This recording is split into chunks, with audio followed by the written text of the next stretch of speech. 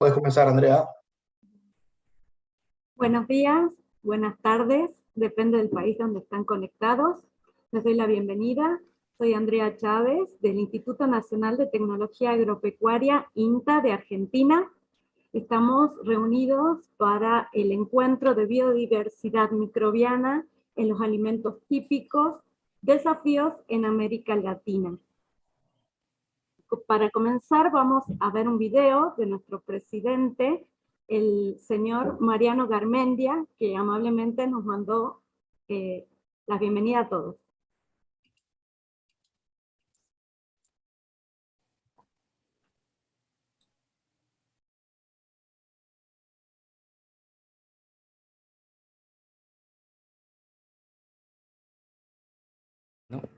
Hola a todas y todos, mi nombre es Mariano Garmendia, actualmente estoy a cargo de la presidencia del INTA. Quería aprovechar la ocasión del seminario para saludarlos. Creo que el seminario es una gran oportunidad para compartir conocimiento. Creo que la biodiversidad cultural es la base de la resiliencia de nuestro territorio y constituye parte de lo que es nuestra historia y de nuestros afectos. Rescato lo valioso de lo que es juntarse y rescatar y poner en valor todos nuestros saberes ancestrales que hacen a una Latinoamérica profunda y soberana. Muchas gracias a todos.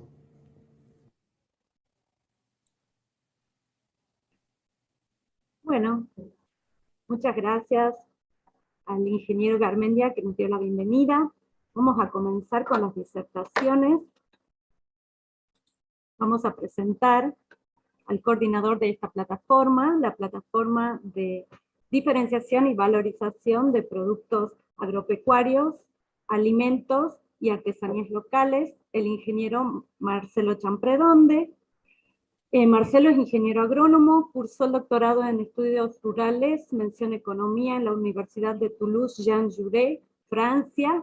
Realizó un postdoctorado en INRA LRDE de Corté, Córcega, Francia, sobre diferenciación de productos locales mediante sellos de calidad por el origen geográfico, en el año 2003. Actualmente trabaja en el INTA de Bordenave. Además es profesor en carreras de grado y posgrado y referente nacional e internacional en diferenciación y valorización de productos locales. Bienvenido, Marcelo.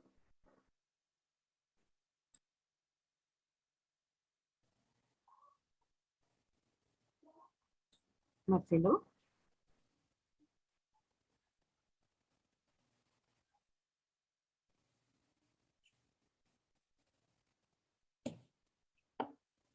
No te escucho, Marcelo, si estás hablando, ¿no?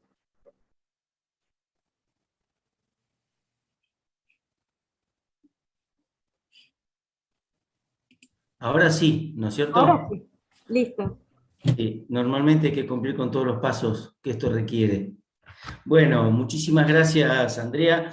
Muchísimas gracias a toda la gente que nos acompaña.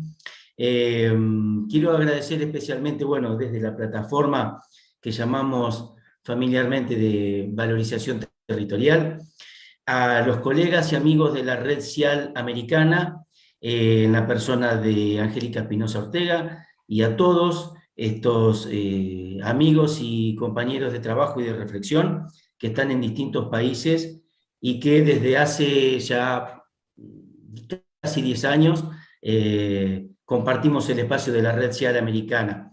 Angélica va a hacer el cierre, pero bueno, yo lo adelanto y me gustaría que sepan también que la Red CIAL Americana tiene sus páginas y su propuesta. Y quiero también saludar y agradecer a los amigos y colegas de Slow Food Argentina y de América, porque también han mostrado su adhesión, su interés en el evento, así que un saludo afectuoso a todos ellos. Y como van a ver también cuando termine mi presentación, este evento lo tomamos también como una instancia importante para,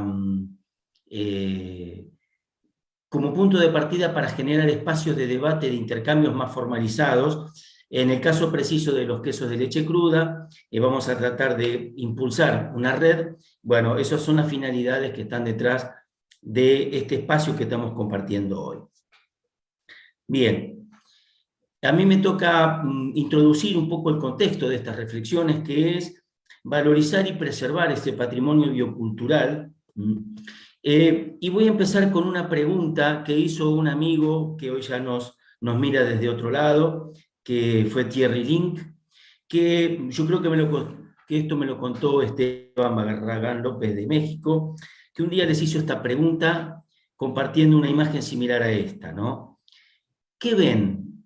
Entonces, muchos de deformaciones como la mía, por ejemplo, como ingeniero, dijeron un queso, ¿verdad?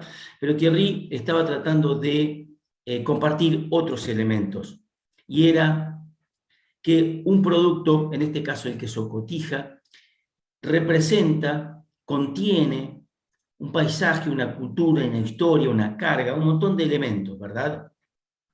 Elementos que podemos mostrar como más organizados, digamos, ¿no? Si es mucho más complejo que esto que estoy presentando, pero en un ambiente local, en un paisaje, se desarrollan comunidades en las cuales hay saberes, hay prácticas que sirven para generar herramientas, instalaciones, componentes de recetas, de prácticas y genéticas locales también que son modeladas desde esas prácticas cotidianas. Es la comunidad humana la que está gestionando y que está generando esas especificidades, ¿verdad? Y esas especificidades territoriales, como vemos para continuar en el caso del queso Cotija, hay un paisaje, hay genéticas, como ven ustedes, formas de vestirse, de hablar, de vivir. Hay herramientas que son únicas, que son específicas de ese territorio. Y esas especificidades también se apoyan en genéticas. Y hoy vamos a poner un poco más acento en algunas partes de esas genéticas. Las que se ven, pero también las genéticas locales que no se ven y que contribuyen a esas especificidades. Pero nos preguntamos qué pasa si de pronto reemplazamos algunas de esas herramientas o esas instalaciones, por ejemplo en madera, por acero inoxidable, o como vemos aquí, moldes de madera por moldes de acero inoxidable. ¿Qué pasa si de golpe reemplazamos un cuajo natural, como el que vemos acá, por un cuajo químico, o si pasteurizamos, ¿verdad? Yo recuerdo una reflexión en Cotija que decían, si pasteurizamos nuestra leche, matamos nuestra cultura, ¿no? Bueno, son reflexiones que son interesantes y que son importantes y que muchas veces son vitales. Y me gustaría compartir con ustedes, partiendo de este concepto de valorización como un proceso colectivo que se dedica o que se orienta a identificar, a ver qué hay de positivo, de específico en un producto, que puede ser un alimento, una artesanía, una tradición, depende de nuestra subjetividad, que incluye a todos esos procesos que terminan en ofrecer esas especificidades del territorio, pero ese proceso colectivo debe apoyarse y debe ser realizado por un colectivo, por una comunidad local. Por eso hablamos de nuestra plataforma de valorización territorial. ¿Cuál es la dificultad y cuál es el desafío? Que muchas veces lo que vemos todos los días nos parece normal, que no tiene nada de extraordinario. Y muchas veces, desde subjetividades más nocivas, descalificar o minimizar especificidades territoriales o ignorarlas, o muchas veces combatirlas, tratar de borrarlas, ¿no es cierto? Entonces, la dificultad implica una posibilidad, que es mirar distinto, mirar con otros ojos, cambiarnos los lentes, descubrir, identificar y comunicar esos valores territoriales. Facilitar que la comunidad local de golpe mire distinto, reconozca valores, los asuma y los comunique, ¿no es cierto? Yo les propongo mirar una expresión cultural de una chacarera, que es un ritmo, una música del Chaco, de la región del Chaco, aquí en América del Sur, y en esta chacarera van a encontrar un montón de expresiones culturales y de particularidades de una cultura que está siendo muchas veces desplazada, agredida, desvalorizada.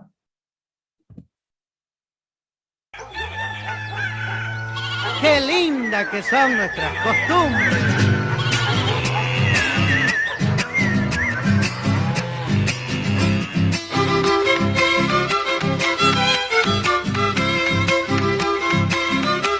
Y adentro nomás. Hay que encebar los cueros, levantarse bien al alba, a repuntar el ganado porque es tiempo de lechada.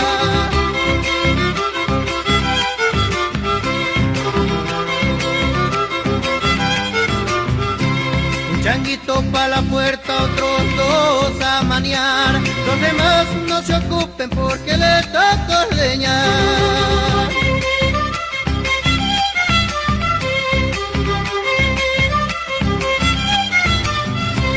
El ternero de la Oscar nadie gritaba al viejo, hay que maniarla cortito y el ternero a las manos. Tiempo de lechada, tradición que hay en el pago, que nunca se pierda la costumbre allá en el Chaco. Así es mi vida, señores.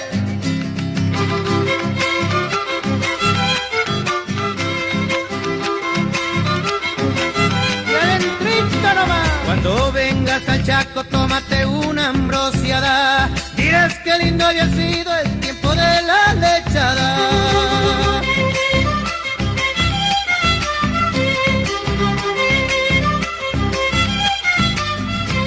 Apúrate, changuito, con hacer el queso, que ya ha caído la tarde y hay que encerrar los terneros. Vamos, Carlos y Filico, meta, changuito. Alcen todos los piales que han terminado la jornada, ahora tomar mate con tortilla y cuajada. Tiempo de lechada, tradición que hay en el pago, que nunca se pierda la costumbre en el Chaco.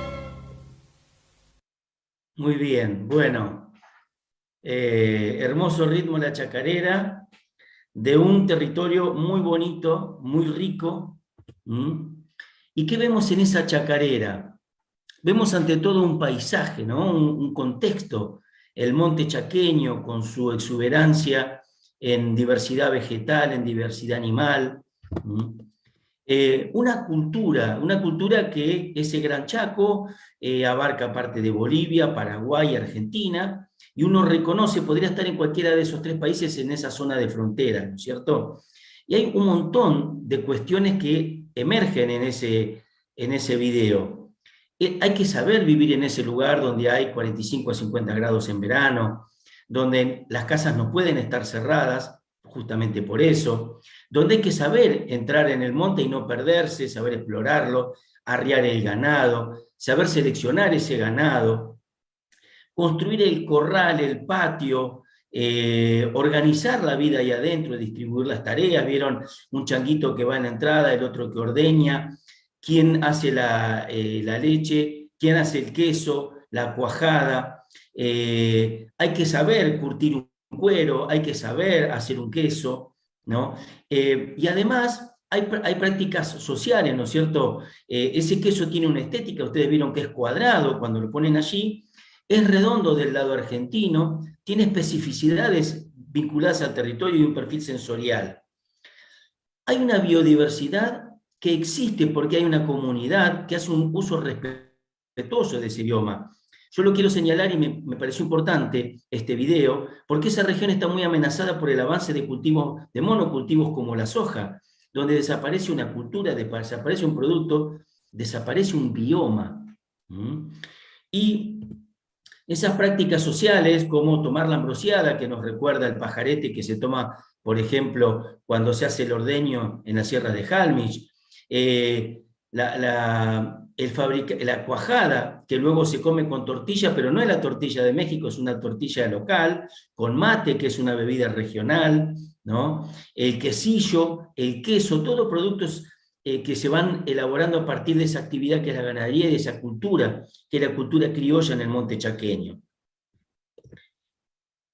Hay cosas que no se ven, y es quizás el centro, y es el centro de nuestras reflexiones, que son parte de esa riqueza, que son parte de ese patrimonio que hay que preservar y que hay que reproducir en el tiempo, que es la riqueza microbiana, ¿no? Son elementos que lo hacen un alimento saludable y que contribuyen a un territorio durable y a la preservación de una cultura. Es importante valorizar esa biodiversidad cultural, ¿no? Esas especificidades bioculturales del territorio, los valores, los visibles y los que no se ven, ese paisaje, esa vestimenta, esa forma de vida, la arquitectura, lo que no se ve, que son los lenguajes, las leyendas, la música, y estos microbios que son tan importantes para la vida. El desafío es valorarlos, valorizarlos y preservarlos, sobre todo preservarlos. Muchas gracias, y aquí ya les voy presentando un contexto de reflexión, que es esta red en emergencia, esa red americana de queso y leche cruda, agradeciendo enormemente a Angélica y al colega mexicano que generó este espacio. Muchas gracias. Muchas gracias. Muchas gracias, Marcelo. Muy interesante tu propuesta. Vamos a continuar con el siguiente ponente, que es Gabriel Vinderola. Él es investigador principal de CONICET, profesor asociado en la Cátedra de Microbiología de la Facultad de Ingeniería Química de la Universidad Nacional del Litoral. Trabaja desde 1995 en bacterias lácticas, probióticos, alimentos fermentados y microbiota. Desde el 2020 es miembro del cuerpo de directores de la International Scientific Association of Probiotics and Prebiotics, ISAP. Publicó más de 120 artículos científicos y capítulos del libro en temas de su especialidad. Bienvenido, te doy la palabra. Gracias, Andrea. Buen día, gracias a la gente que se sumó. Gracias a Marcelo por este espacio que comenzamos a charlar hace varios meses y yo no tenía muy claro para dónde iba, pero bueno, Marcelo tuvo esa capacidad de alinearnos y acá estamos. Yo les voy a comentar algunas ideas sobre diversidad microbiana y salud, diversidad microbiana desde nuestro intestino, pero también desde los alimentos fermentados. Y durante mucho tiempo, uno podríamos decir, tuvimos como una ilusión de confianza o pecamos. No es que pecamos, había un conocimiento relativamente poco de lo que era lo que se llamaba la flora intestinal, ese grupo de microorganismos que hospedamos en el intestino, con una poca diversidad porque nos faltaban las herramientas para conocerlos. Durante mucho tiempo esa flora intestinal se estudió mediante técnicas de recuento en placas de Petri, donde realmente podía crecer menos del 10% de todo lo que estaba ahí. Le llamábamos flora intestinal, hoy se llama microbiota.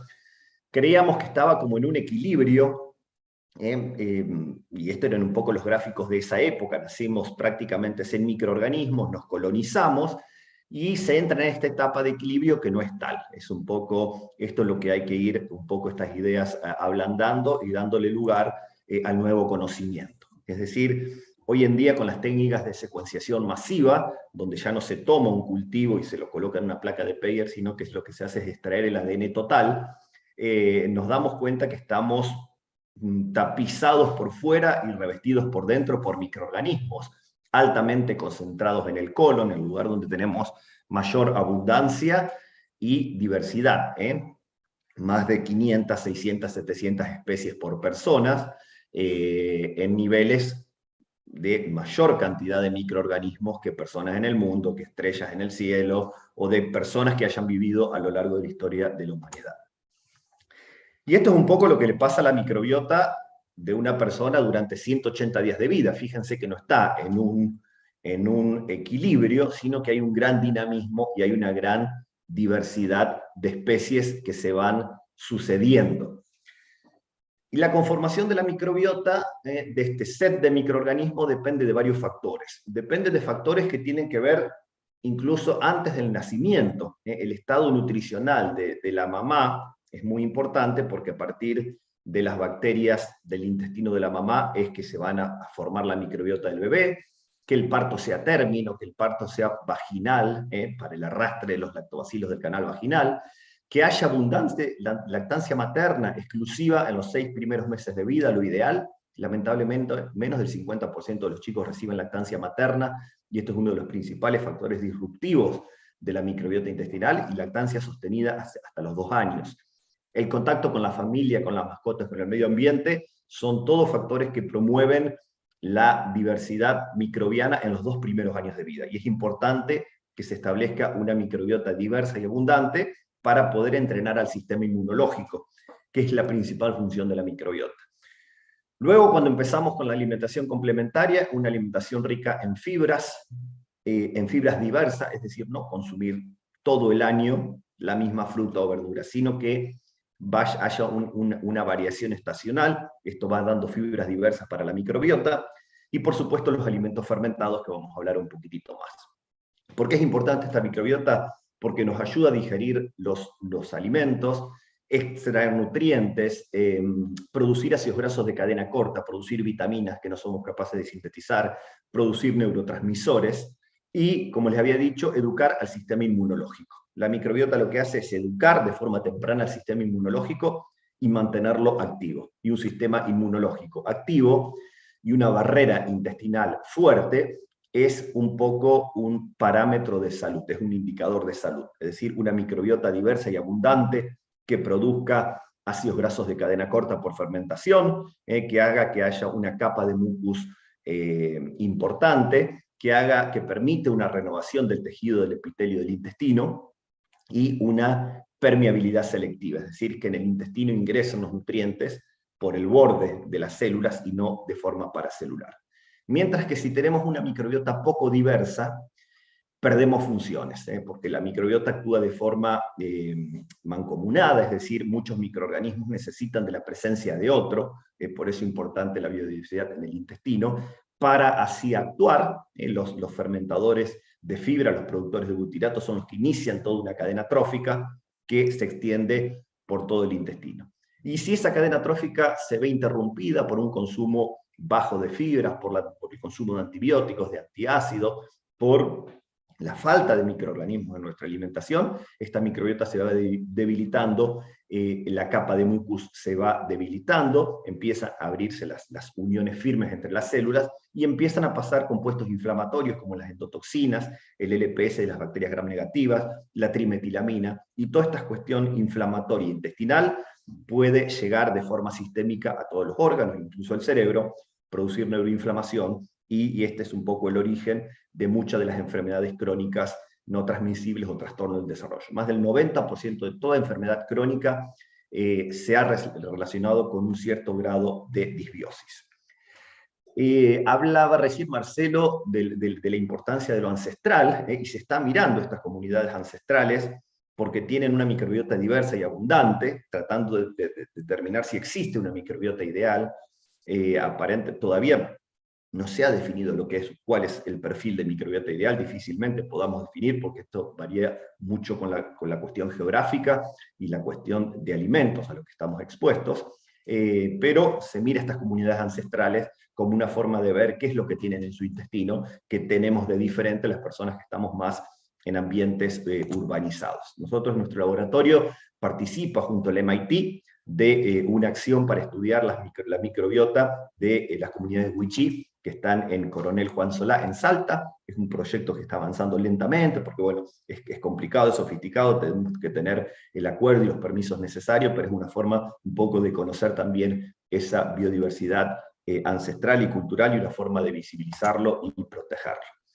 La microbiota, que durante tantos años nos ha prestado servicios metabólicos, inmunológicos del sistema nervioso central, se ve interrumpido, se ve desregulada y nos empieza a prestar cada vez menos servicios, y con esto un aumento de estas cuestiones de enfermedades crónicas o de trastornos del desarrollo. Por lo tanto, en algunos foros nutricionales se empieza a pensar, se empieza a discutir si no deberíamos tener una ingesta diaria recomendada de microorganismos. Como tenemos una ingesta diaria recomendada de calcio, de magnesio, de vitaminas, si en el futuro no deberíamos pensar que todos los días en nuestro plato, en la alimentación, deberíamos consumir una ración de microorganismos viables, o microorganismos no viables, o sus metabolitos, como lo hemos hecho cultural y ancestralmente. Es decir, que una microbiota ancestral, una alimentación ancestral era rica en microorganismos, que estos se han perdido, y que los alimentos fermentados podrían ser una forma de aportar, aunque sea de forma temporal, porque los microorganismos que consumimos no nos colonizan, están de forma temporal, y esto un poco restablecer esa comunicación con el sistema inmunológico para un poco actuar todas estas cuestiones crónicas que están en aumento. No solo en aumento en el número de casos por año, sino que también se ven cada vez en personas más jóvenes. Es decir, la gente joven empieza a tener enfermedades que se veían en adultos mayores, es decir, que se anticipan todas estas cuestiones crónicas. ¿Qué es un alimento fermentado? De las muchas acepciones de alimentos fermentados, voy a tomar la definición de ISAP. Un alimento fermentado es un alimento producido por el crecimiento microbiano deseable, controlado, y la conversión enzimática de los componentes del alimento. ¿Y por qué hablamos de un proceso controlado? Primero porque la fermentación tiene que darse en un marco de inocuidad, es decir, yo en la fermentación no puedo permitir de que prolifere un patógeno, prolifere un microorganismo que me pueda hacer mal, o que prolifere un microorganismo que va a conducir al deterioro. Fíjense acá que tenemos el mismo sustrato, un queso, el mismo microorganismo, un Penicillium roqueforti, y en un caso nos lleva a un alimento fermentado, y en el otro caso nos lleva a un alimento deteriorado. Es decir, que la diferencia es el control del proceso. Tenemos que conocer el sustrato, controlar las condiciones para tener el producto que deseamos. Algunas características generales de la alimentación es que puede disminuir el contenido de antinutrientes, sobre todo en legumbres, como pueden ser los fitatos. Puede mejorar la digestibilidad de ciertos nutrientes, y este es el caso paradigmático, la mejor digestión que uno tiene de un yogur, de un kefir de leche respecto a la lactosa, en la que ellos tienen cierto grado de intolerancia por la presencia de lactasa enzimática. La alimentación puede enriquecer al alimento con microorganismos vivos y sus metabolitos, bacteriocinas, el ácido láctico, que es un componente antiinflamatorio. La fermentación, por supuesto, extiende la vida útil del alimento, pero esto no se usa hoy como una forma de extender la vida útil, hay otra forma, refrigeración, pero fue uno de los orígenes de la fermentación, perseguía un poco este objetivo. La fermentación confiere seguridad microbiológica, pero no total. No podemos creer que porque haya fermentación es como un halo de seguridad microbiológica. Hay patógenos que pueden sobrevivir al proceso fermentativo, y por lo tanto tenemos que asegurar que el producto de partida sea un producto inocuo, y las prácticas de fermentación y de manipulación de los microorganismos sean seguras. No soy especialista en seguridad microbiológica, sé que hay un especialista, Juan Oteiza, que nos está escuchando, él podría aportar muchísimo más, pero saber que la seguridad microbiológica no se consigue solo por fermentación. La fermentación produce ácido láctico, puede producir bacteriocinas, pero hay que pensar en la inocuidad de una forma más global y no confiar en la fermentación como única herramienta para dar seguridad microbiológica. Por supuesto que confiere sabores, texturas, aromas únicos que no se obtienen por ningún otro método de cocción. La fermentación es la cocción sin fuego, la cocción en frío, y los efectos potencialmente benéficos para la salud que tiene la fermentación, de los cuales vamos a hablar en un ratito. Por fermentación se obtiene una diversidad enorme de alimentos fermentados, algunos con microorganismos vivos, otros con microorganismos no viables, como puede ser un pan de masa madre, un chucrut pasteurizado, otros sin microorganismos porque fueron removidos, como una cerveza, un yogur, pero en el caso la cerveza o el vino, en el caso de un yogur, un kefir, un queso, estos pueden ser fuentes de microorganismos vivos que pueden impactar sobre el sistema inmunológico. Por supuesto, hay una componente nutricional que hay que tener en cuenta. En una carne curada uno lo puede comer porque le gusta, en una picada, en fin de semana, pero probablemente no es un alimento que uno puede incorporar día a día, como puede ser un yogur, un queso, un kefir, buscando sí, tal vez un efecto sobre la salud. Hablando de diversidad microbiana, ya cuando uno ve, por ejemplo, un kefir al microscopio, obtenido de diferentes formas, ya ve distintos, por más que lo llamemos kefir, va a tener diferentes microorganismos, diferentes levaduras, diferentes bacterias, y si uno lo quiere confirmar, puede ver trabajo de este tipo, donde analizar al analizar gránulos de kefir de diferente origen, uno puede ver que las bacterias lácticas a la izquierda o las levaduras a la derecha son completamente diferentes entre un kefir de un origen y un kefir de otro. Y cuando tenemos un nódulo y lo estamos subcultivando, lo estamos replicando, toda esa microbiota también va a ir variando. Esto también es un poco, puede ser limitaciones y ventajas a la vez de estos productos artesanales o salvajes que tienen una microbiota diversa, pero variable, por lo cual pueden variar las características organolépticas.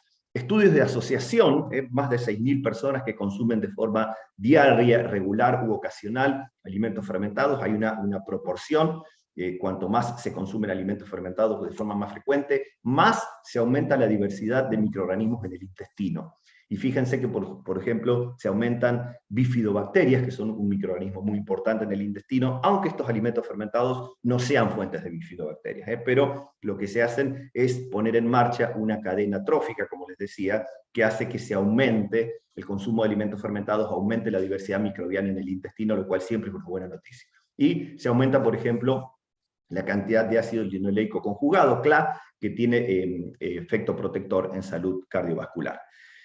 El anterior era un estudio de asociación, este es un estudio de intervención, es decir, personas a las que fueron consumiendo cantidades crecientes de distintos alimentos fermentados, como yogur, kefir, kvass, kimchi, chucrut u otros fermentados vegetales, y a medida que aumentaba ese consumo de alimentos fermentados, este es un estudio pequeño en población, pero muy exhaustivo metodológicamente, publicado en Cell el año pasado, se veía que hay una disminución de los parámetros inflamatorios intestinales y sanguíneos, es decir, que los alimentos fermentados pueden contribuir a disminuir esa inflamación que dijimos un poco es el origen de muchas cuestiones crónicas. ¿Qué hay en relación a los quesos, a la pasteurización, a la microbiota de estos quesos? Este es un trabajo que compara, es un trabajo que ya tiene unos años, del 2010, que compara el efecto de la pasteurización, hablaba recién Marcelo, sobre la microbiología de la leche cruda. Se ha hecho por DGGE, es una técnica que no es la secuenciación masiva, sino lo que hace, se extrae el ADN, se lo amplifica y se amplifica en diferentes bandas que después se asocian a microorganismos. Y si se fijan acá, en la línea de abajo, son muestras a lo largo del tiempo, día 1, esto es leche cruda, día 1, semana 3 y semana 5, de distintas establecimientos, pero uno acá tiene P despasteurizado, R de crudo, de raw, y lo que se ve es que la pasteurización disminuye, no lleva a cero, eso ustedes lo saben, no lleva a cero la carga microbiana, va a inactivar patógenos, pero le reduce la diversidad microbiana, y fíjense que los quesos elaborados con leche cruda siempre han mantenido una diversidad microbiana mayor. Esto demostrado, ya le digo, por técnicas, no las técnicas que se usan hoy en día, sino una técnica que fue un poco intermedia desde que empezaron a salir las técnicas basadas en la secuenciación del ADN.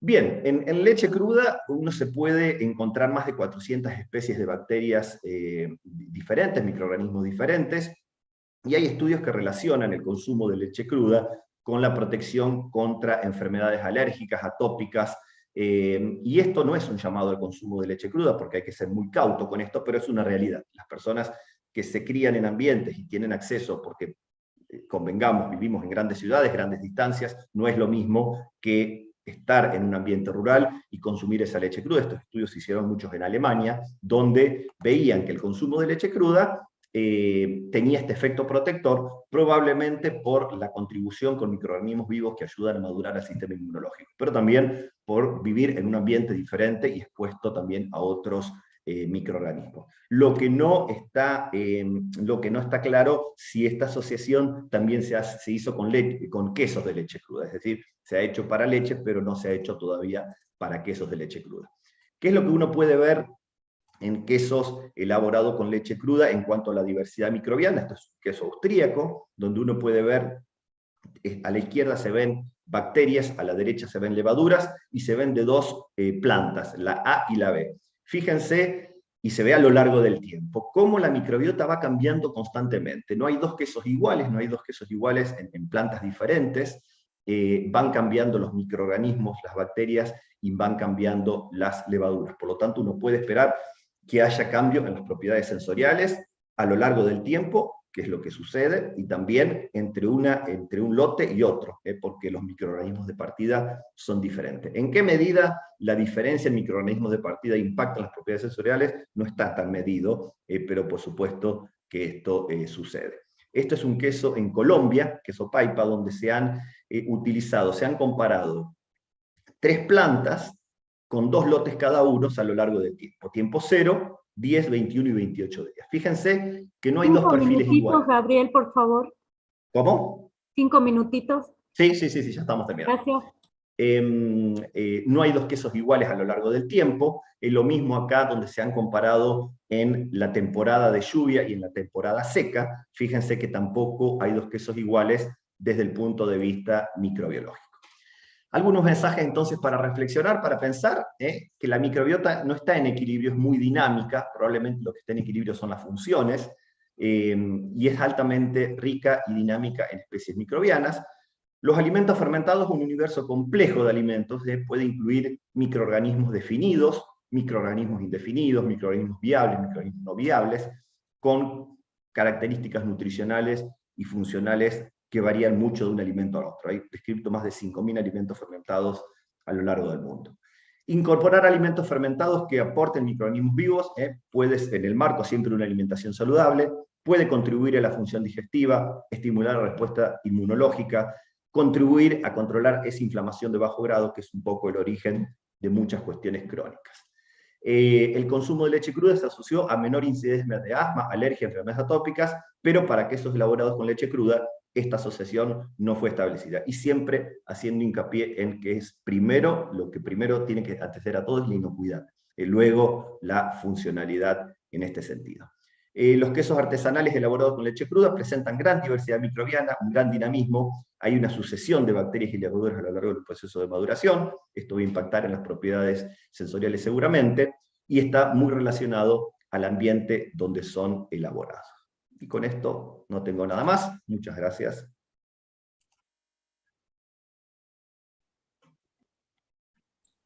Muchísimas gracias, Gabriel. Vamos a continuar en este encuentro organizado por el INTA y la Red Ciala Americana. Agradecemos a sus integrantes que están presentes, su directora y otras integrantes, y en la organización del evento.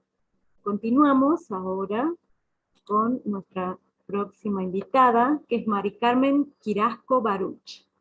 Es química de alimentos con maestría y doctorado en biotecnología, profesora titular de la Facultad de Química de la Universidad Nacional Autónoma de México, en el Departamento de Alimentos y Biotecnología, con 27 años de antigüedad. Miembro del Sistema Nacional de Investigadores y fue reconocida con el Premio Nacional de Ciencia de Alimentos en 2009 y 2016.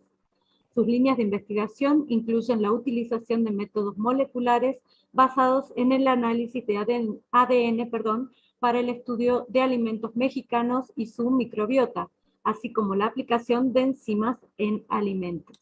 Bienvenida, Mari Carmen. Bueno, buenos días a todos. Muchas gracias por la invitación. Me da mucho gusto estar en este foro y poderles compartir algunas de las cosas que tenemos acá en México relacionadas con esta producción de alimentos fermentados. Y retomando lo que nos platicaba Marcelo, la importancia que tienen a nivel cultural, a nivel de la historia de mi país. Entonces, pues bueno, atendiendo a una solicitud de hablar acerca de varios productos fermentados que tenemos acá en México, les puedo comentar que dentro de los alimentos tradicionales mexicanos tenemos más o menos 200 productos fermentados, de los cuales el 10% son bebidas. Entonces yo, pues obviamente no tengo tiempo para platicarles de todos ellos, así que seleccioné algunos que ustedes también me pidieron que hablara acerca de ellos. Entonces, pues bueno, aquí en esta figura tenemos una clasificación, se podría llamar, acerca de la fuente o de la materia prima que se utiliza para llevar a cabo estas fermentaciones. Entonces, por ejemplo, les voy a hablar del pulque, que se obtiene a partir de la savia del agave. Les voy a hablar también del pozol. Aquí hay un error en la foto, pero el pozol es una bebida refrescante que se obtiene a partir de maíz nixtamalizado fermentado. Aquí los señalo con rojo. Sin embargo, también hay otros que nada más por mencionarles algunos, por ejemplo, el de la figura S, que se llama taberna. Esta bebida se obtiene a partir de la fermentación de la savia de la palma y pues es algo muy, muy característico de ciertas regiones del país. Asimismo, también había por ahí la duda del tepache. El tepache es una bebida fermentada que se obtiene principalmente del jugo de la piña. Sin embargo, también hay tepache de manzana, por ejemplo, que se consume mucho en el centro del país. Luego, acá en México, pues ya está en nuestra bandera, están los nopales, las tunas. Entonces hay una tuna roja que se puede utilizar como sustrato para fermentación y genera una bebida que se llama colonche. Y uno muy común también en ciertos estados donde se cultiva la caña de azúcar, por ejemplo en Veracruz, es el guarapo, que es una fermentación del jugo de la caña de azúcar. Entonces, pues bueno, México es una frase que a nosotros acá nos causa hasta gracia decir que es un país megadiverso. Megadiverso en culturas prehispánicas, por ejemplo, que todavía siguen vigentes hasta nuestra época. Es megadiverso en flora, megadiverso en fauna, megadiverso en productos fermentados, megadiverso en microorganismos que participan en estas fermentaciones tradicionales. Entonces, pues bueno, déjenme comentarles sobre algunas generalidades de estos productos. Entonces, en atención a las personas que no son mexicanas, pues bueno, la distribución de estos productos fermentados en nuestro territorio es amplia. Por ejemplo, el pulque, del que les voy a hablar a continuación, se produce principalmente en la zona centro del país. El pozol, que también es uno que les voy a platicar, se produce principalmente en la zona sureste, en la zona maya de México. Pero pues podemos ver, por ejemplo, que el colonche se produce más en el norte, la taberna que les decía que es esa bebida que se obtiene a partir de la fermentación de la savia de la palma, pues se produce pues donde hay estas zonas costeras donde hay palmas. Y pues bueno, varios. El tejuino, déjenme platicarles, eso no se los comenté. El tejuino se obtiene a partir del maíz, pero es una bebida muy interesante porque yo hago siempre como la similitud con la cerveza. ¿Por qué? Porque las semillas de maíz se dejan germinar y después ese germinado de maíz se fermenta. Es como el caso de la cebada y la cerveza, ¿no? Entonces, pues bueno, una cosa que es interesante de muchas de estas bebidas es que tienen una importancia cultural, histórica, que viene de muchos siglos atrás. Entonces, por ejemplo, el tejuino es una bebida que se consume en fiestas y en ciertas celebraciones muy tradicionales de esta zona de México, por ejemplo, el estado de Colima y de Jalisco. Entonces, pues bueno, comenzaré platicándoles un poco del pulque. El pulque es una bebida que tiene una historia muy antigua, es desde la época de los nahuas acá en México. Entonces, incluso hay una leyenda acerca de esta bebida para introducirlos un poco a la parte cultural, histórica que para nosotros representa esta bebida. Entonces, pues brevemente existía la diosa Mayagüel, que era la diosa del maguey, que su función en esta cosmogonía de los músicas, pues era cuidar a la planta de maguey. Total que llega Quetzalcóatl a quererse llevar la planta, se enamoran, empiezan a tener ahí sus amoríos, hasta que lo descubre la abuela de Mayagüel, se enoja y hay toda una persecución, acaban matando a Mayagüel, ella y sus hermanos. Ya ven que las culturas mexicanas eran un poco violentas, entonces acaban matándola, riegan sus pedazos por toda la tierra y de ahí crecen más magueyes. Y la leyenda dice que Quetzalcóatl con sus lágrimas riega estas plantas y se perpetúa la producción de maguey acá en México. Entonces, me gusta mucho esta imagen porque además nos pone la imagen pictográfica con la cual se representa el pulque, que es esta ollita con estos puntitos que representan las burbujitas del dióxido de carbono que se está generando durante la fermentación. Entonces, en diversos códices antiguos se representa al pulque de esta manera, ¿no? Entonces, por ejemplo, aquí tenemos el caso del Códice Mendoza, donde se ve que hay unas mujeres ya mayores, unas ancianas, que están tomando pulque. Y esto tiene una razón, porque se recomendaba el consumo de pulque para las personas mayores por su valor nutricional. Entonces, pues bueno, aquí está representado. Existen varias maneras de llamarle al pulque en náhuatl, por ejemplo, el Iztacoctli, pero el origen de la palabra pulque viene de esta otra forma de llamarle, que es Puyuquiocli, que quiere decir bebida agria o descompuesta, ¿no? Entonces, pues bueno, ¿qué sabemos acerca de la producción de este alimento, no? Se viene haciendo de esta manera tradicional pues, desde aquellas épocas. Se utilizan agave, aquí hay varias especies que son las más utilizadas y que crecen, por supuesto, en esta zona central de México. Lo que quiero resaltar es que se debe de dejar que el agave produzca esta flor, que es este elemento que se ve aquí, que es muy alto, que se llama quiote. Entonces, para que el maguey florezca, deben de pasar de 5 a 10 años. Entonces, no es algo que se produzca de manera industrial, digamos, ¿no? Sino que hay que esperar a que el agave florezca. Este quiote se corta, eso se llama capara la planta, y al momento de cortar la flor, se genera este hueco, en el cual se va a ir acumulando la savia que va generando la planta, y más o menos se pueden producir desde 600 hasta 1500 litros por planta. Este es el sustrato de la fermentación, la savia del agave. Esta savia se recolecta y la manera tradicional desde aquellas épocas prehispánicas es utilizando este instrumento que se llama cocote, que es una calabaza que se deja secar, se le quita la parte central y queda algo hueco, que se utiliza como si fuera un popote. Aquí se ve que la forma de la calabaza donde se recolecta la savia o el aguamiel, que también se le llama, al momento de jalar con la boca. Y esta es la manera en que se sigue haciendo hasta hoy en día. Entonces, pues bueno, ¿qué se sabe de la microbiota de este producto fermentado?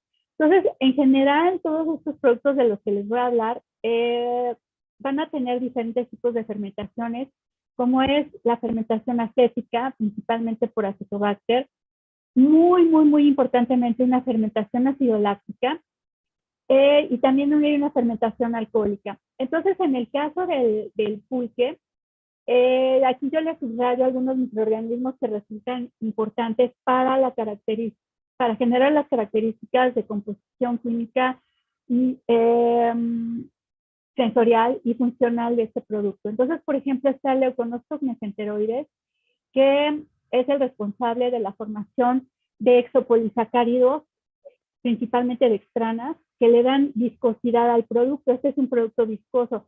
No solo es burbujeante, sino que tiene cierta viscosidad generada por estos exopolisacáridos. Y curiosamente, bueno, es una bebida alcohólica, pero quien produce en mayor cantidad de etanol en esta fermentación no son las levaduras. Aquí están algunas especies que se han identificado, sino que más bien es una bacteria que es Pseudomonas mobilis. Entonces es muy curioso este producto debido a esta razón, ¿no? Entonces, pues bueno, ¿qué más se sabe de este producto? La fermentación dura más o menos de 3 a 6 horas y se genera una cantidad de etanol entre el 4 al 7%, aunque hay productos en donde se ha encontrado hasta 10% de etanol. Entonces, bueno, aquí se ve otro códice y aquí está el pulque, ¿no? Se ven enseguida las burbujitas que están ahí en las cazuelitas, ¿no? Bueno, entonces, como buena fermentación ácido láctica y acética, pues tiene un pH ácido. Aquí vemos la diferencia de pH entre el aguamiel, el pulque y el inóculo, porque todas estas fermentaciones de las que les voy a hablar se producen de manera natural. Esto es que no hay una inoculación intencional de algún tipo de microorganismo, ¿no?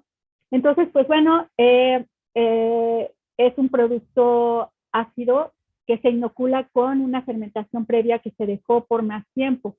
Entonces, por ejemplo, en el inóculo es donde podemos llegar a tener 10% de etanol.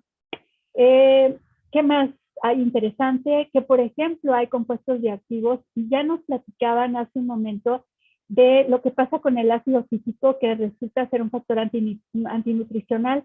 Sin embargo, se han encontrado microorganismos productores de citasas. Eso hace que la biodisponibilidad, por ejemplo, del hierro y del zinc aumente.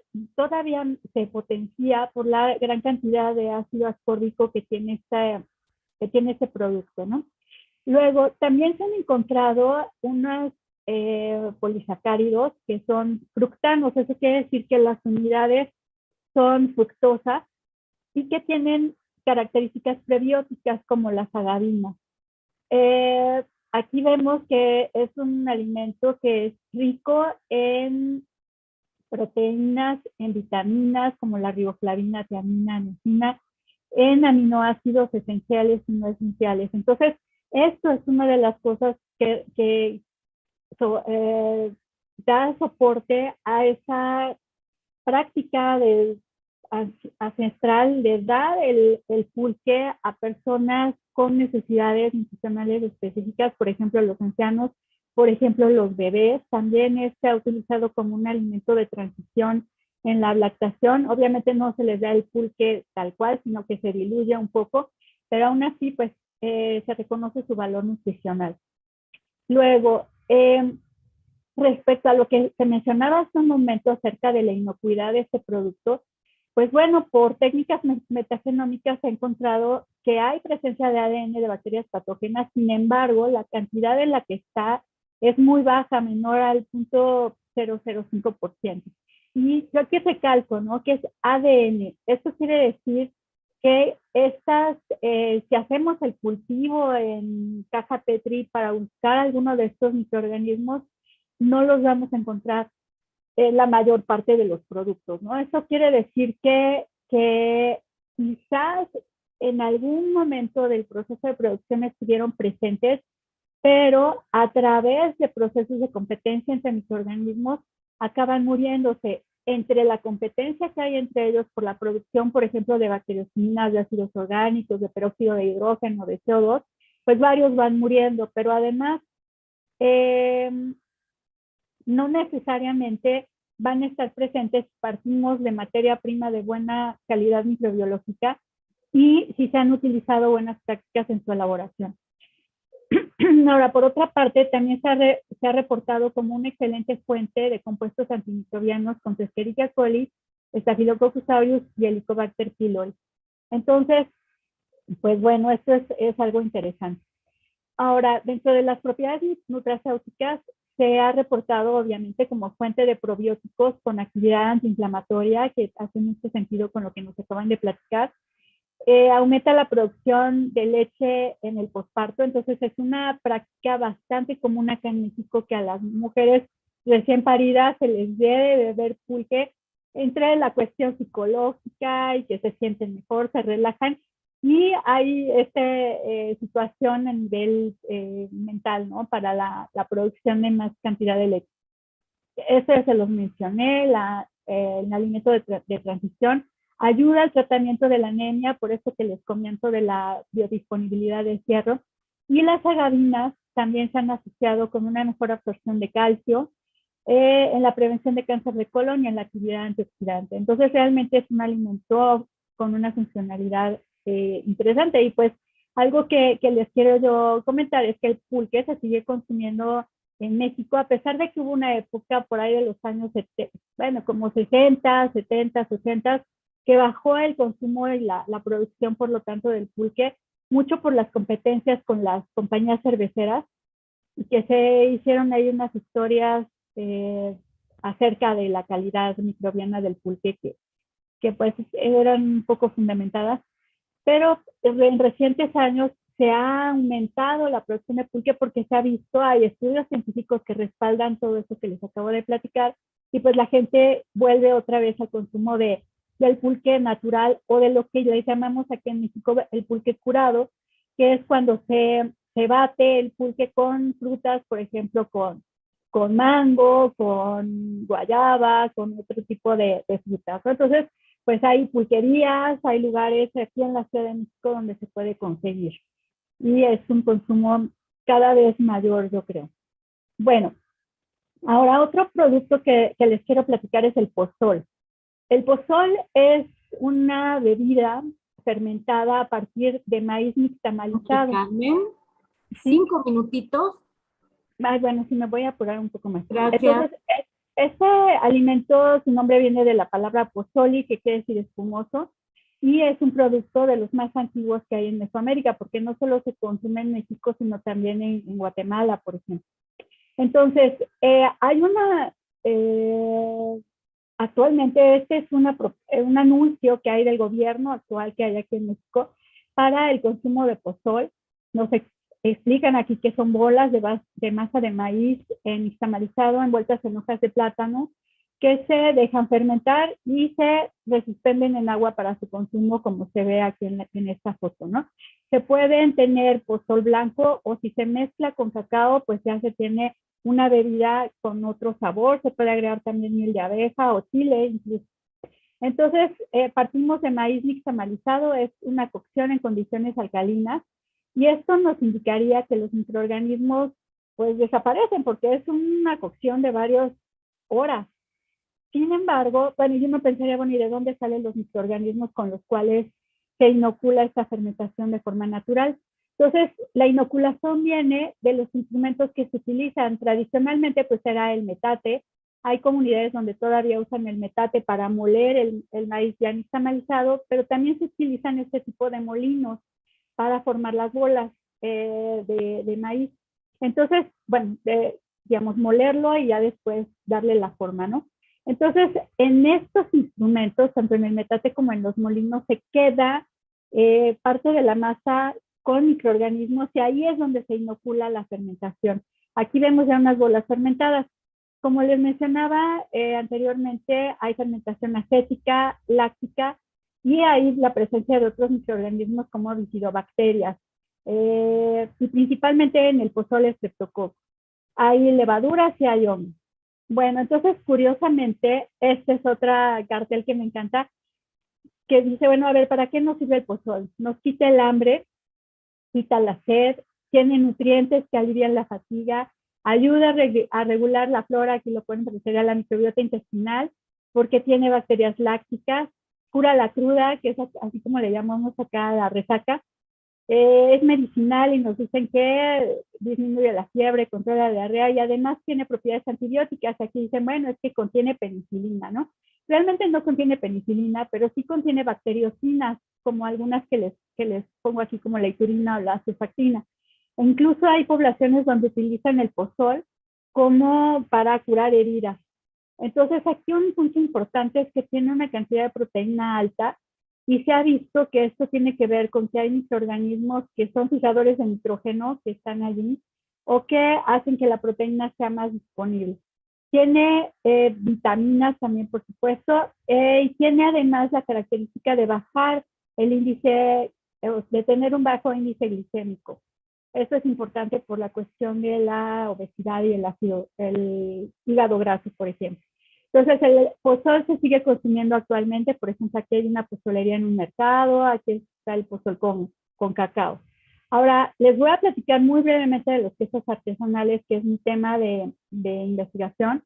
Entonces, yo he analizado el queso cotija artesanal madurado. Ya nos platicaron que se elabora con leche cruda. Tiene un proceso de maduración de al menos 3 meses. Y a nosotros nos llama la atención esto, ¿no? De que se elabora en una región muy particular de México, que es una zona montañosa, con ciertas características geográficas, históricas y de contexto cultural, con leche de ganado cebuino, y que tiene ese proceso de maduración. Entonces, por ejemplo, aquí hay un queso antes de ser madurado y después de madurado vean cómo cambia, ¿no? Y durante esa maduración se llevan a cabo varios cambios. A nivel nutricional, por ejemplo, les platico brevemente que la proporción de ácidos grasos omega 3 y omega 6 es la ideal para una salud del sistema circulatorio. Tiene ácido linoleico conjugado, tiene una alta cantidad de vitaminas y minerales, una capacidad antioxidante importante y lo que respecta a su composición química vale la pena mencionar, por ejemplo, que es ácido, que el agua disponible es baja. Esto limita el crecimiento de ciertos microorganismos como las enterobacterias que no nos interesan, igual que el pH y la proporción de ácido láctico que tiene, elimina esos patógenos. Respecto a los compuestos fenólicos que tiene, estos son los responsables de tener esa actividad antioxidante que previene enfermedades coronarias y neurodegenerativas, por ejemplo, ¿no? Ahora, con respecto a los microorganismos, nosotros hemos encontrado la ausencia de microorganismos patógenos, ya sea por los métodos tradicionales de cultivo o por ejemplo, aquí PCR en tiempo real específico para la búsqueda de estos patógenos, y la respuesta es que están ausentes. Este trabajo que aquí les resumo se hizo en la Universidad de Guadalajara y en otra que también está en el estado de Jalisco, donde se hicieron quesos experimentales inoculados intencionalmente con estos patógenos y se vio que durante el proceso de maduración morían, o sea, quedaban no viables entre estos periodos de tiempo, ¿no? Entonces eso nos lleva a entender perfectamente por qué el queso cotija artesanal, desde la época de hace 500 años, los productores saben que se debe de madurar al menos por 3 meses. Entonces no es solo por la generación de características organolépticas, sino porque también hay microorganismos que desaparecen en ese tiempo de maduración. Ellos no lo saben, pero pues esta es una razón importante. Ahora, nosotros queríamos saber quiénes habitan en este queso.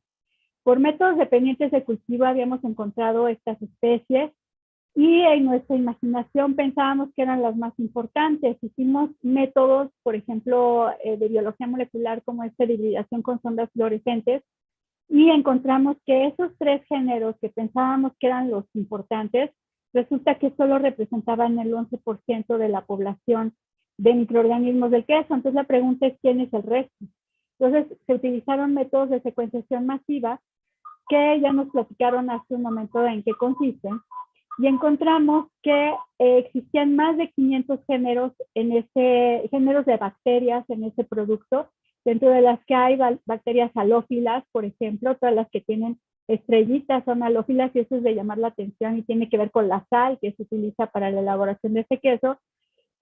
Y dentro de los grupos dominantes están principalmente dentro de los lactobacillales, el grupo de los firmicutes. Entonces, en resumen, los principales son Lactobacillus, Weissella y Leuconostoc. De los subdominantes, por ejemplo, están Lactococcus. Y de los no dominantes hay bifidobacterias, hay bacterias acidolácticas marinas, halófilas, y hay ausencia de patógenos como los que ya les había comentado, incluso diferentes tipos de E. coli, Yersinia, Pseudomonas. Entonces, a través de ese análisis metagenómico fuimos capaces de reconstruir rutas metabólicas que son las que tienen color. Todo lo que está en gris, este es un mapa de rutas metabólicas de todo lo que podría existir en este planeta, y las que están coloreadas son las que están presentes en este metagenoma del queso cotija y resaltan lo que tiene que ver con metabolismo de ácidos grasos, metabolismo de azufre y de compuestos aromáticos, y eso está relacionado con la generación de compuestos de aroma y de sabor como el ácido butírico, propiónico, el diacetilo, benzaldehído, metanotiol. Este es interesante por el sabor tan fuerte que tiene el queso. Y también encontramos genes codificantes para bacteriocinas, que lo que hacen es formar poros en membranas de microorganismos susceptibles, como por ejemplo Listeria monocytogenes, que es susceptible a las bacteriocinas del tipo 2. En el metagenoma encontramos varios genes codificantes para este tipo de bacteriocinas, que son estas flechitas en azul. Esas las clonamos, utilizamos 2, que eran lactocoxinas con actividad antibacterial hipotéticamente. Estas las clonamos, las expresamos en Escherichia coli, y aquí lo que vemos es un tapete de Listeria monocitógenes, donde se ve que en un pocito donde depositamos un extracto de este microorganismo recombinante, vemos un halo de aclaración, que quiere decir actividad antilisterial. Se determinó la dosis, la concentración mínima inhibitoria, y aquí se ve que aquí hay puntitos donde se inoculó listeria, donde no hay crecimiento, y donde empieza a haber crecimiento nos indica que la concentración mínima inhibitoria es de 78 microgramos de este extracto por microlitro. Comparando con una bacteriocina comercial, pues tiene hasta una mejor capacidad antilisterial.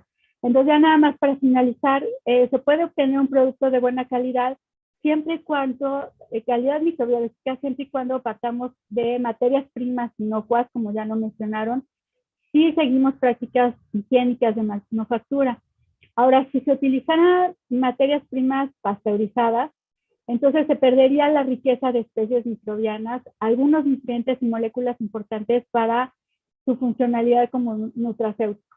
Y ahora, en el caso del queso cotija, si usamos leche pasteurizada, realmente esto sería muy poco viable para la elaboración de un queso tal cual como el cotija, porque la riqueza de especies en ese consorcio es enorme y no sabríamos con qué microorganismo inocular o qué mezcla de microorganismos inocular. Entonces, bueno, agradezco a los productores, al financiamiento por la UNAM y a mis alumnos y grupos de colaboradores. Muchas gracias por su atención. Mil gracias, Mari Carmen. Muy interesantes las tres exposiciones. Ahora vamos a dar lugar a nuestra comentarista de lujo, que es Angélica. Angélica Espinosa Ortega es investigadora del Instituto de Ciencias Agropecuarias y Rurales, ICAR, de UAMX, MBZ por la UAEM. Maestra en Desarrollo Rural Regional por UA Chapingo, doctora en Ciencias de la Producción y Salud Animal por la UNAM. Responsable de los proyectos CONACYT, Ecofrancia y FONCYT, Unión Europea, CONACYT. Tiene publicaciones en revistas indexadas nacionales e internacionales y capítulos de libros editados por la UAM, UNAM, RedCial, AMER e INAH. Pertenece a SNI Nivel 2 y a la Academia Veterinaria Mexicana. Sus áreas de interés son el agroindustria rural, productos locales, quesos tradicionales, gastronomía y percepción del consumo de alimentos locales. Bienvenida, Angélica. Muchísimas gracias, colegas. Muchísimas gracias a todos los participantes a nivel latinoamericano. Sabemos que es bastante nutrida la respuesta y bueno, esperemos que sigamos así. Muchísimas gracias, Andrea. Una cosa que faltó ahí mencionar y que ya lo mencionó Marcelo es que actualmente soy la coordinadora de la RedCial americana. Pues muchísimas gracias por invitarme como comentarista de mis colegas que hicieron una presentación excelente. Primero, quiero resaltar el esfuerzo de Marcelo Champredonde por hacer viable este encuentro que estamos viviendo y que ha sido bastante enriquecedor. Como ya me lo mencionó Marcelo, somos parte de lo que es la RedCial americana, que lleva varios años, más de 10 años trabajando en este esfuerzo de trabajos conjuntos, y creo que derivado de esa situación vimos factible crear lo que es la Red Americana de Quesos de Leche Cruda, que de manera informal podríamos decir que este sería un primer evento que nos lleva a eso. Estaremos llevando a cabo diferentes actividades. La primera es que acabamos de abrir un Facebook, que le pido a Diego Benavides por favor que ponga ahí la liga. Se acaba de abrir, el plan es que en este Facebook todos los que estén interesados en estos aspectos de queserías, de lechería, de leche elaborada, de quesos elaborados con leche cruda, puedan subir información sobre este tipo de cuestiones de sus países. De entrada estamos formados por gente de Argentina, Brasil, Colombia y México, y bueno, el plan es que se amplíe el número de personas de diferentes países. quiero comentar ya, entrando en la temática de los comentarios a la mesa, sobre los procesos de evaluación. Muy interesante la presentación de Marcelo, donde nos habla de las especificidades evidentes de estos productos locales, ¿no? Donde el territorio, el medio ambiente, la cultura sobre todo y el saber hacer están ahí presentes, y todos esos aspectos le dan algunas particularidades, especificidades en lo que él menciona muy acertadamente que no se ven, y que son todos esos aspectos de la microbiología y que se ven perfectamente ligados, y lo muestran todas las presentaciones que nos hizo Minderela y Mari Carmen Quirasco. ¿Sí? Es todos los aspectos de la microbiología. Y él habla de un intento de preservarlos. Pero ¿por qué se habla de querer preservarlos? Ahí está un punto de interrogante, ¿no? Porque en las últimas décadas ha habido un intento, ¿sí? Mal equivocado en preservar el asunto de la salud, pero la salud a través de lo que es la esterilización. Sí, y creo que es un elemento que tenemos que trabajar fuertemente en ello, la esterilización de los alimentos como una respuesta en pro de la salud. Una tendencia a la inocuidad alimentaria a través de la tecnificación de lo que es la industrialización en la búsqueda de productos que sean completamente inocuos. Y en ese sentido, la presentación de Minderela es muy ilustradora, donde dice que estos productos, pues en realidad, pueden contribuir a lo que es el descubrimiento del siglo, ¿no? Que es la microbiota, ¿no? Donde la microbiota, la riqueza de una microbiota, influye no únicamente en la salud física, sino incluso se habla en que influye también en lo que es la salud mental, ¿no? Esa tendencia de las últimas décadas de buscar la salud a través de la inocuidad, a través de la esterilización, pues ha creado grandes problemas de salud y alimentarios a escala global, ¿no? Se habla que también influye fuertemente en lo que son los procesos de obesidad, ¿no? Al grado que ya se está tendiendo a hacer transferencias de microbiotas de personas sanas, delgadas, en personas obesas, y bueno, los resultados son ahí interesantes, ¿no? Que, como ya se mencionó, ¿qué es lo que influye en ese asunto de la microbiota, en esa riqueza y en esa diversidad y en esa abundancia? Pues obviamente ciertos procesos de que nacemos, pero también el asunto de los alimentos que consumimos. ¿Cómo están nuestras dietas, no? Y en las dietas influyen qué tan diversas son, pero también el origen y la importancia de que sean dietas naturales. Y ahí entran de manera importante lo que son los alimentos tradicionales, ¿sí? Y básicamente los alimentos fermentados, que como ya se mencionó, hay miles de ejemplos de este tipo, y lo podemos encontrar a escala global. Y bueno, Mari Carmen ya nos dio un ejemplo de ellos, ¿no?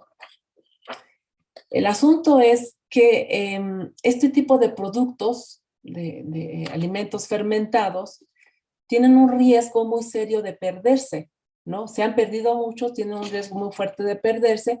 Y bueno, las razones por las cuales se pueden perder, ya los mencionamos, el papel de la industrialización, de la urbanización, de un tipo, de un paradigma de la salud, fue un papel muy importante. Pero el otro también está relacionado con cómo son vistos este tipo de alimentos, no únicamente por esa tendencia a los productos inocuos, sino también porque son muchos de ellos productos vinculados o vistos vinculados a la pobreza, ¿no? A lo antiguo, a lo poco desarrollado, ¿no? Productos discriminados que no gustan para esas poblaciones urbanas, ya lo me decía Mari Carmen Hernández con el asunto del pulque, un pulque que era visto como un producto segunda, de tercera, que únicamente las sociedades más desfavorecidas eran las que los podían consumir, ¿no? Entonces, ahí entra un punto muy importante. ¿Qué hacer para que el grueso de la población, esas poblaciones urbanas tan alejadas de estos productos, volteen a verlos y los consuman? Bueno, sin duda, ahí los bioquímicos han hecho un papel muy importante en poner en evidencia el papel que tienen estos tipos de productos que son inocuos, no únicamente que son inocuos, sino que son benéficos para la salud, ¿no? Pero también hay que trabajar mucho fuerte en lo que son las políticas de salud y también el papel de las políticas agroalimentarias en la preservación de este tipo de productos. Y dentro de eso, los consumidores creo que jugamos un papel muy importante en rescatar y consumir este tipo de productos. En ese sentido, la red creo que estamos creando juega un papel muy importante porque el voltear a ver este tipo de productos tiene beneficios no únicamente a nivel del consumidor, a nivel de salud, sino también podrá traer beneficios a nivel del desarrollo rural. A medida que estos productos puedan recuperarse, puedan verse como una opción en la salud, pues obviamente también tendrá un efecto en el desarrollo rural, pero también un efecto en la preservación de estos productos, o sea que también tendrá un beneficio cultural.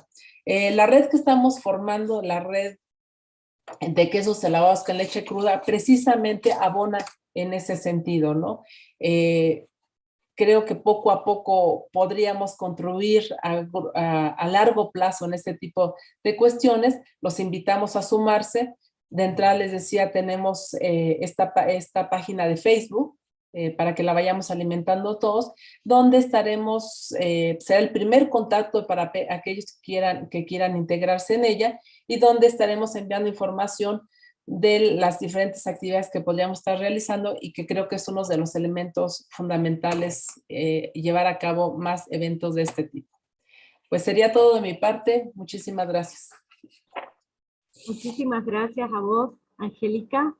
Bueno, vamos a continuar este evento presentando a un compañero de nuestra plataforma de diferenciación y valorización de productos agropecuarios, alimentos y artesanías locales, Santiago Santini, quien va a presentar las preguntas que nos enviaron por el chat y por otros medios también.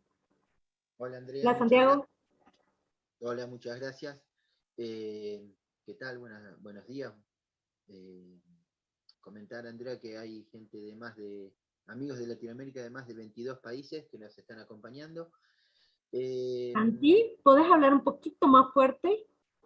Sí, cómo no. Gracias. La pregunta para Gabriel, ¿sí? Noelia Trinidad nos pregunta ¿a qué edad se puede comenzar a consumir alimentos fermentados en los niños? ¿Te hago las 3 preguntas, Gabriel? Bueno. Después A. Flores nos pregunta ¿cuál es la diferencia entre prebióticos y probióticos? Y Estela Lucero, ¿cuál kefir es mejor para consumir? ¿El de agua o el de leche?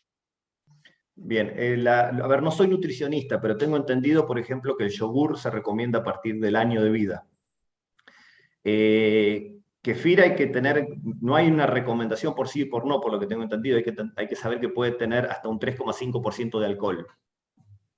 Entonces, ahí iría.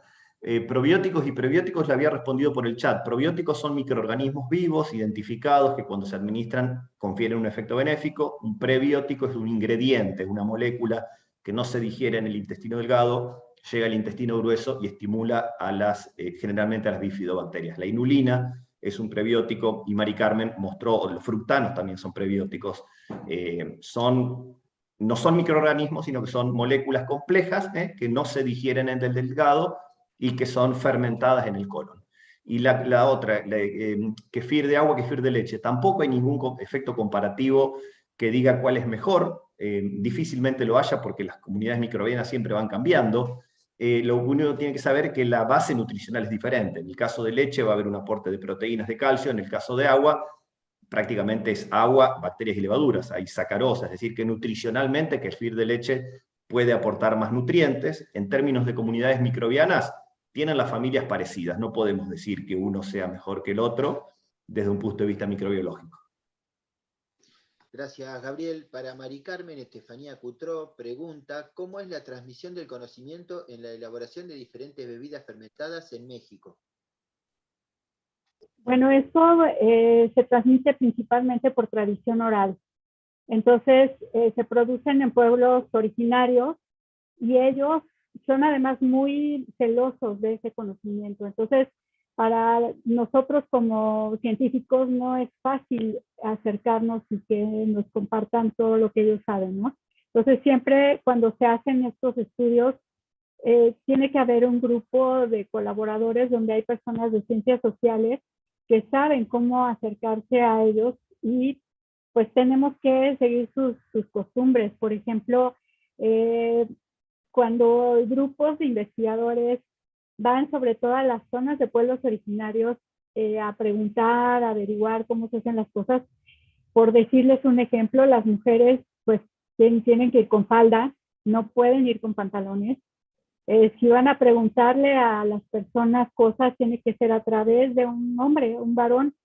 Entonces una mujer no puede preguntarle a un señor directamente, tiene que ser a través de un varón. Entonces, pues bueno, son muy cuidadosos de esa información y es por tradición oral principalmente. Bien, gracias Mari Carmen. Matías Busani pregunta, ¿sobreviven los microorganismos que se encuentran en los alimentos fermentados en nuestro cuerpo? Además de alimentos fermentados, ¿qué tipo de alimentos recomendarían consumir para mantener la microbiota intestinal? Parte sí, parte sobreviven, parte seguramente se mueren en el estómago, pero los que llegan al intestino pueden reproducirse, tal es así que se los encuentra en materia fecal. Y aunque algunos se mueran en el estómago, no hay problema, porque también los microorganismos no viables pueden impactar en el sistema inmunológico. Entonces, no es una condición de que sobrevivan al estómago para dar un ejemplo benéfico. Otro tipo de alimentos, todo lo que son alimentos ricos en fibras, y como decía en la charla, diversas, abundantes, estacionales, variadas, legumbres, verduras, frutas, semillas, todo lo que aporte fibra. La microbiota necesita para funcionar entre 25 y 40 gramos de fibra por día, dependiendo del sexo y el estado de vida, y si una mujer está en un embarazo o no. Pero más o menos entre 25 y 40 gramos de fibra por día es lo que se necesita para mantener fermentando la microbiota. Tenemos varios comentarios, Gabriel, en línea con lo que vos decís, de invitarnos a comer más comida verdadera, de estación, local, menos ultraprocesado. Y dicen viva la chicaja. Renata Menache nos hace un comentario en diálogo con las perspectivas que se están planteando en esta mesa, que agrega que son muy interesantes. Teniendo en cuenta las aportaciones de la antropología, el enfoque multiespecie propone percibir el potencial de colaboración entre humanos y no humanos, tomados como especies compañeras, como en la propuesta de Donna Haraway. Los hongos y las bacterias se consideran, en este marco, aliados en la producción de, entre otros, los quesos artesanales. Esta perspectiva se desarrolla en relación con los quesos artesanales norteamericanos a partir de la etnografía de Heather Paxson en el libro Life of Cheese. Para Mari Carmen y para Gabriel, otra pregunta, ¿cómo tendríamos que evolucionar desde las ciencias para recuperar esta biodiversidad microbiana de nuestros alimentos? ¿Se la dijo a Mari Carmen? Pues, yo opino que primero debemos de conocerlos. Y en eso falta muchísima investigación. Así como les decía, de esa gran diversidad de alimentos fermentados que tenemos acá en México, y pues realmente se sabe poco de muy pocos. Quizás de estos que les presenté, que es el pulque y el pozol, es de los que más se ha averiguado, pero pues hay mucha tela de dónde cortar. Y entonces, pues, ¿cómo podemos valorar si ni siquiera sabemos qué hay ahí, no? Entonces, pues yo creo que hay que investigar más. Yo creo que, retomando algo que comentaba Angélica, creo que también tiene que haber algo de apoyo gubernamental a campañas, ¿no? De que den a conocer estos productos, que le den ese respaldo de que es sano, de consúmelo, de que es benéfico para tu salud. Entonces, así como están las campañas de los productos ultraprocesados, pues a estos que son tradicionales, que sabemos que son benéficos, nadie habla de ellos, no se conocen. Entonces yo creo que sí tiene que haber más trabajo, no solo de parte de la academia, sino también pues del gobierno, ¿no? Local, así decir, oye, pues mira, esto hay que promover el consumo, promover el que se dé a conocer sus características benéficas, ¿no? Entonces, yo creo que opinaría que por ahí tendría que ir algo de lo que se tendría que hacer, y desde el punto de vista de los médicos también, ¿no? Decir, bueno, hay evidencia científica de que esto genera un beneficio porque disminuye la inflamación, porque hay neurotransmisores que se generan, en fin, varias cosas que digamos, cuando uno como mamá va con el pediatra, pues te podría dar información, porque uno no sabe, ¿no? Estás aquí aprendiendo qué hacer con el bebé.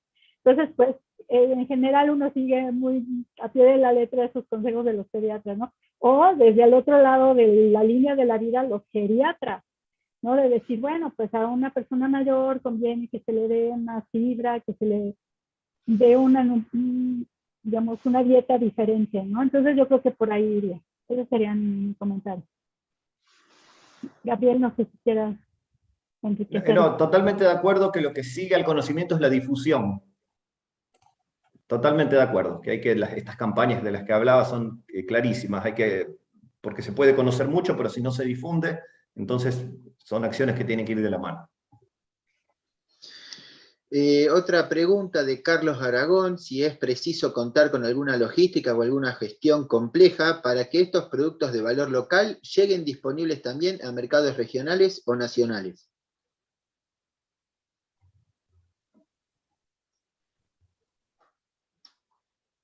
No sé si Angélica quisiera platicar algo de la experiencia con los quesos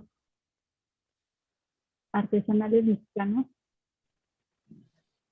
Sí, gracias, Mari Carmen. Bueno, creo que es un reto muy fuerte eso, ¿no? Muchos de estos productos son estrictamente regionales y locales. Una de las características que tienen este tipo de productos es que son de producciones muy en pequeña escala, no pueden ser masivos, empezando por ahí.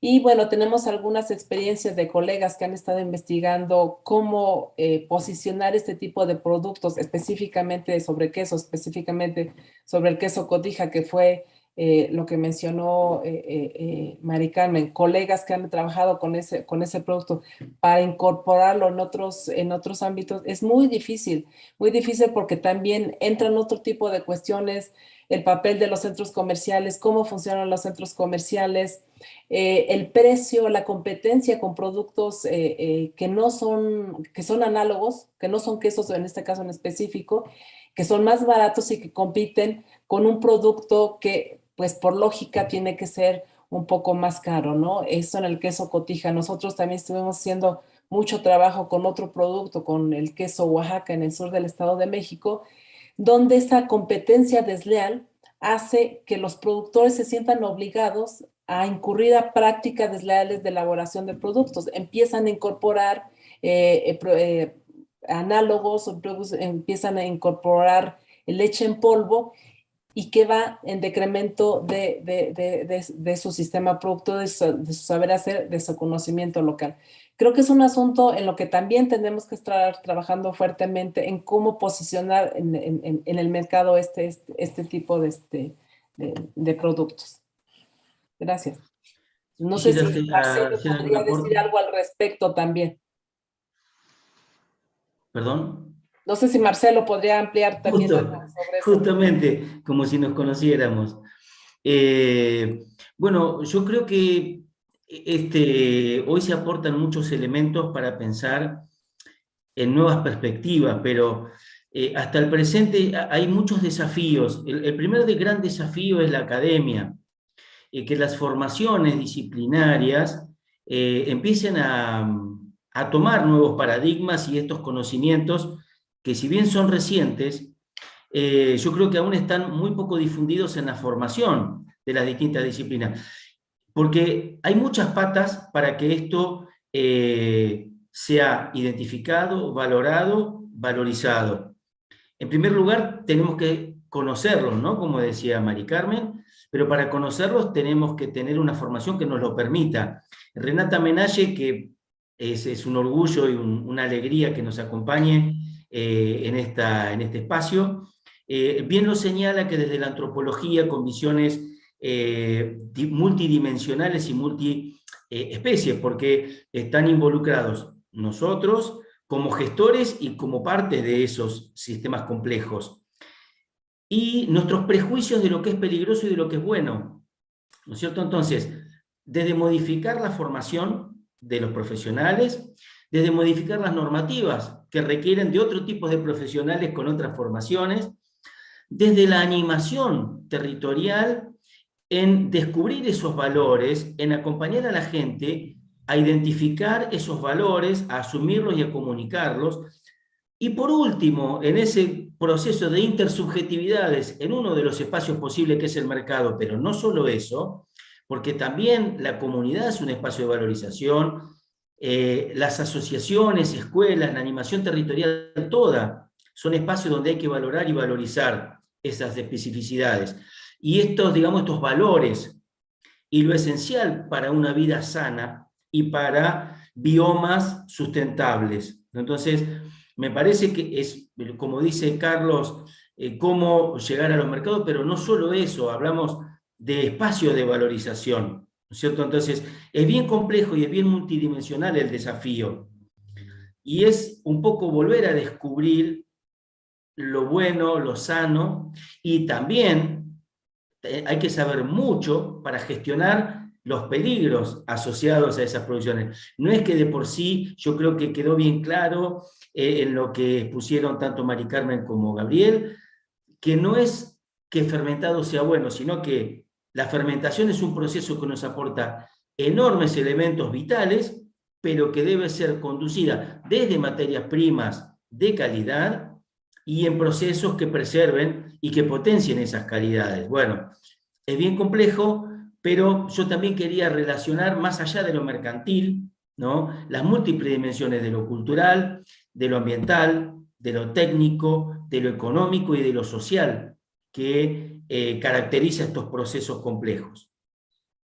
Y aprovecho nuevamente para agradecer, porque nos hemos dado un lujo y nos estamos dando un lujo, y seguiremos la semana que viene con colegas de un conocimiento y una riqueza enorme, y también desde lo que nos acompaña. Bien, efectivamente, Marcelo, el miércoles que viene, 24 a las 10 hora argentina, continúa la segunda parte de este seminario. Nos pregunta Sandra Rincón para Mari Carmen si han realizado estudios de ambientes de producción en la búsqueda de patógenos causantes de ETA.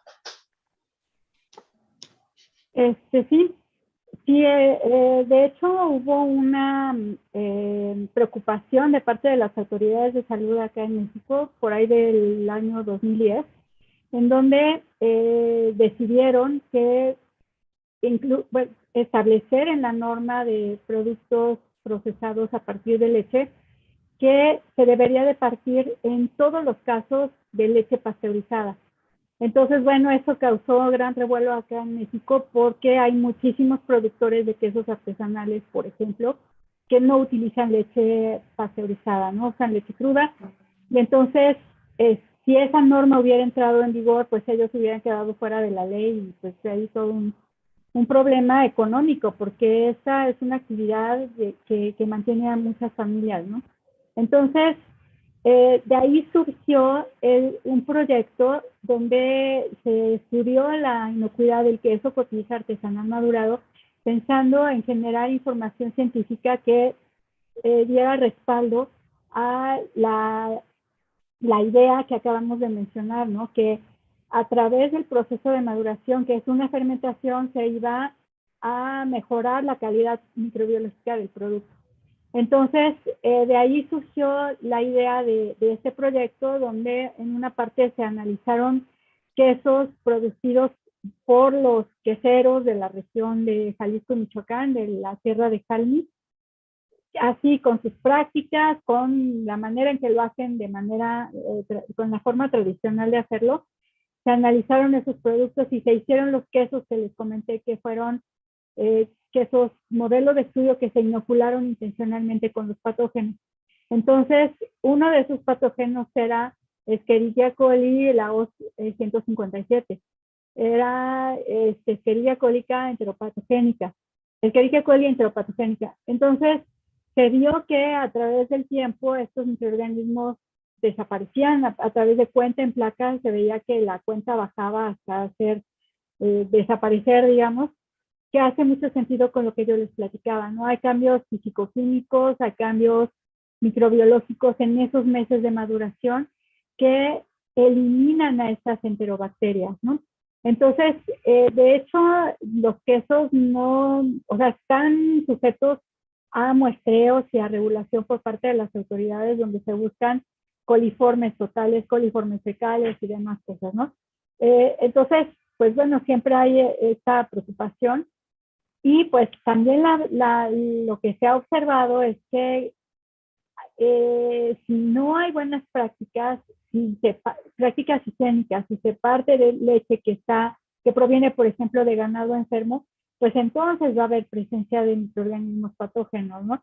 Entonces, a lo que voy es a esto, ¿no? Subrayar que tenemos que platicar con los productores, que es muy importante la calidad de su materia prima, que son muy importantes sus prácticas y que entonces pues se podrían obtener productos libres de patógenos, incluyendo enterobacterias.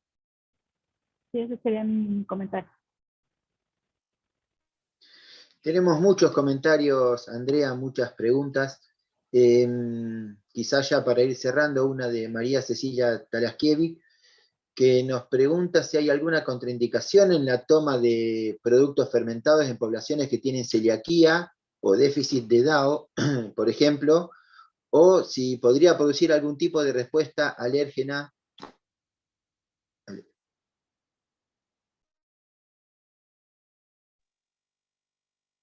Gabriel. Celiaquía, siempre digo, a ver, yo no soy nutricionista, hay que verlos con un nutricionista. Hay fermentados que se pueden consumir sin problemas, pero no soy yo para decirlo. Las cuestiones de alergias, en algunos fermentados naturales hay producción de histamina. Eso es algo que es así. Puede haber en algún lote, puede no.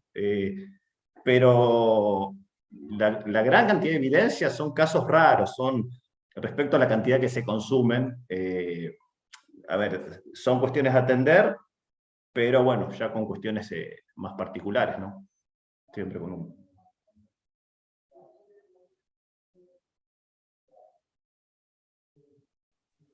Bien, bueno, Andrea, tenemos muchísimos comentarios y algunas otras preguntas que le vamos a hacer llegar a los expositores para después remitir a quienes las hicieron. Te cedo entonces, Andrea, la palabra y agradezco a la gran cantidad de comentarios y preguntas que nos hicieron llegar. Muchísimas gracias, Santiago. Este panel es de lujo, la verdad que sí, hemos visto en el chat muchísimas preguntas de distintas índoles. Las vamos a recabar, veremos si se las puede contestar en el encuentro próximo, que será dentro de una semana, a las 10 de Argentina, el 24 de agosto, con otros panelistas que también son disertantes, perdón, que son también de lujo, siguiendo esta temática que es tan interesante y como dijo Gabriel, no está tan difundida, digamos, ¿no? Es como algo bastante desconocido para la generalidad de las personas. Quería agradecer de vuelta a todos los participantes y también a los organizadores, a los que están tras bambalinas del equipo de gestión de la plataforma, agradecer a todo el equipo técnico también de INTA, a la Red Cial Americana que está siempre trabajando con nosotros. Marcelo, vos querías hacer un llamado parroquial por el Fórum ODT. Ah, sí, muchas gracias. Me había olvidado, lo puse en el chat.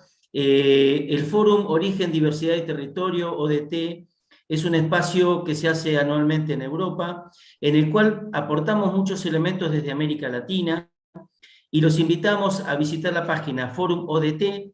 Va a haber una sesión sobre One Health, una salud, dentro de la cual hay una que es diversidad microbiana. Entonces, los que quieran hacer aportes para inscribirse, no se asusten, hay becas cuando vean los precios de inscripción. Por favor, escríbanos, pero súmense porque es muy interesante, es en octubre. También las parroquiales de Argentina, periurbanos hacia el consenso, todavía se está a tiempo de enviar trabajos, y también se van a abordar temas de este tipo. Así que eran las dos parroquiales que me quedaban, además de agradecer nuevamente a Gabriel, Mari Carmen, Angélica, a todos los que nos acompañan. La semana que viene sigue el debate y empieza la construcción de esta nueva red. Y seguimos en la red americana también. Y el sitio de nuestra plataforma donde pueden encontrar también estos videos. Andrea, por favor. Es Foro de Valorización Territorial en Facebook, y en YouTube pusieron las otras direcciones de Facebook que nombró Angélica, de la red CIAL y de la nueva red de leche cruda, le digo yo, en mi ignorancia. Bueno, quería agradecer de vuelta a todos y todas los presentes. Y bueno, damos por finalizado este encuentro desde la plataforma de diferenciación y valorización de productos agropecuarios, alimentos y artesanías locales y 151. Muchísimas gracias. Hasta luego, muchas gracias. Muchas gracias, adiós. Bueno, muchísimas gracias, Gabriel, Mari Carmen.